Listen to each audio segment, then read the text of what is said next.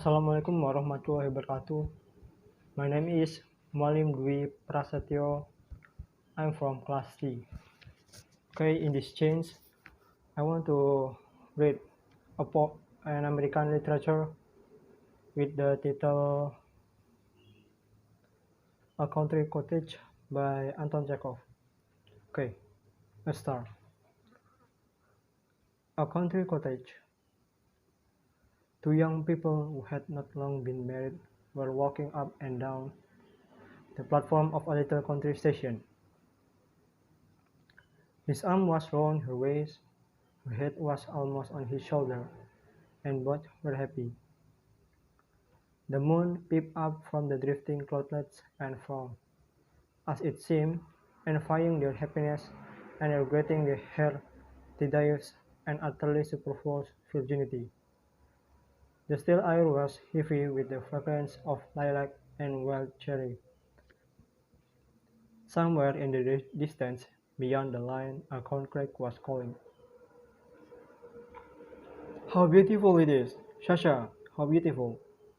murmured the young wife. "It all seems like a dream. See how sweet and inviting that little copse looks. How nice those solid, silent telegraph posts are. They add a special note to the landscape, suggesting humanity, civilization in the distance. Don't you think it's lovely when the wind brings the rushing sound of a train?" "Yes, but what hot little hands you have got." "That's because you are excited, Faria. What have you got for our supper tonight?" "Chicken and salad." "It's a chicken, just big enough for two. Then there is the salmon and sardines that were sent from town." The moon asked out.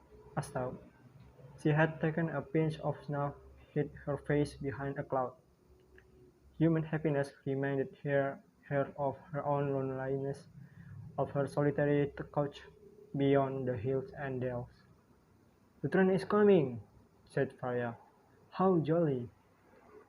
Three eyes of fire could be seen in the distance. The station master came out on the platform. Signal lights flashed here and there on the line. "Let's see the train in and go home," said Sasha, yawning. "What a splendid time we are having together, Faria. It's so splendid. One can hardly believe it's true." The dark monster crept noiselessly alongside the platform and came to a standstill. They caught glimpses of sleepy faces, of heads and shoulders at the dimly lighted windows. "Look, look!" they heard from one of the carriages.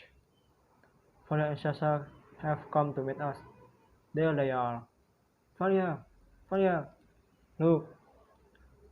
Two little girls skipped out of the train and hung on Faria's neck. They were followed by a stout, middle-aged lady and a tall, lanky gentleman with greyish curls. Behind them came two schoolboys, laden with bags, and after the schoolboys, the governess, after the governess, the grandmother. Here we are, dear boy," began the whiskered gentleman, squeezing Sasha's hand. "Sick of waiting for us, I expect. You have been pitching into your old uncle for not coming down all this time, I dare say. Kolya, Kostya, Nina, Viva, children, kiss your cousin Sasha. We all are here, the whole troop of us, just for 3 or 4 days. I hope we shan't be too many for you. You must not let us put you out." At the sight of their uncle and his family, the young couple were horror-stricken. While his uncle talked and kissed them, Sasha had a vision of their little cottage, he and Faria giving up their 3 little rooms, all the pillows and bedding to their guests, the salmons, the sardines, the chicken all devoured in a single instant, the cousins plucking the flower in their little garden, spilling the ink, filled the cottage with noises and confusion. His aunt talking continually about her ailments and her papa's having been Baron von Vintage, and Sasha looked almost with hatred at his young wife, and whispered, "It's you they have come to see. Damn them!" "No, it's you," answered Faria, pale with anger. "No, it's you," answered Faria, pale with anger. "They are your relations. They are not mine." And turning to her visitors, she said with a smile of welcome, "Welcome to the cottage." The moon came out again. She seemed to smile, as though she were glad she had no relation.